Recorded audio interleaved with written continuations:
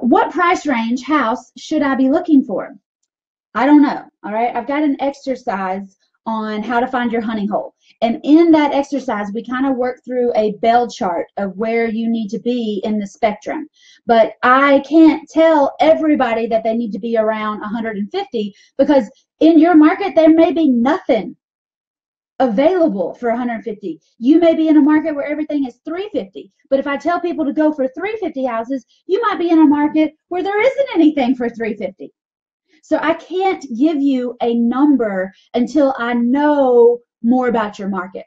All right. Until you go through the honey hole exercise and I know, where are jobs and where is the county going to be expanding in the next couple of years and what is the median home price in your area.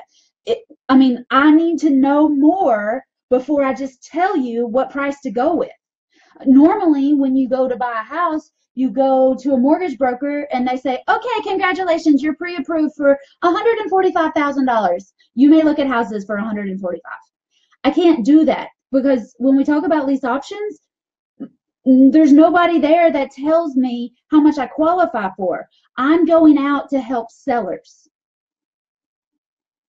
That's my goal, is to help sellers and then find buyers who want that house, that will be pre-approved and want to buy that house and move in and live there forever.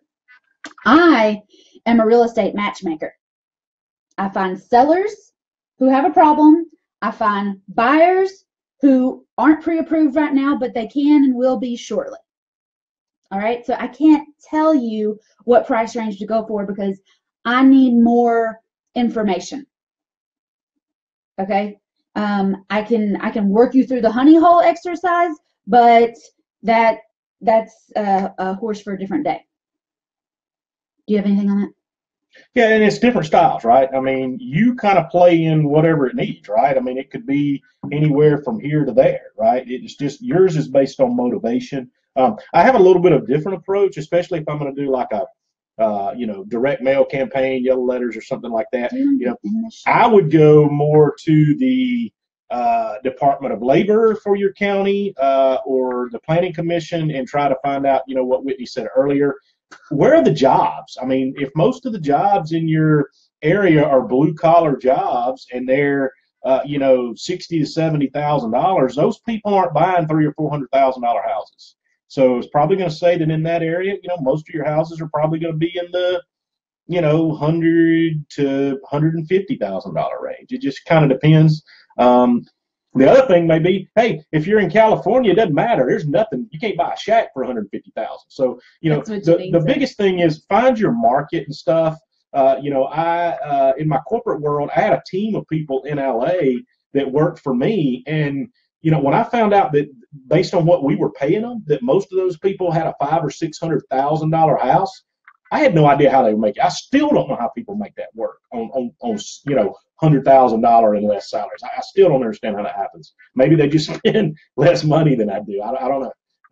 But just know your market, and then it becomes a personal decision, right? Whitney doesn't put any boundaries on it. She just wants the motivated seller, and it could be a $500,000 house, be a $50,000 house. She doesn't put limits on it. Just has to be vacant, right, babe? Not listed and not behind on payments. There you go. That's your three. You just have to decide what your criteria is.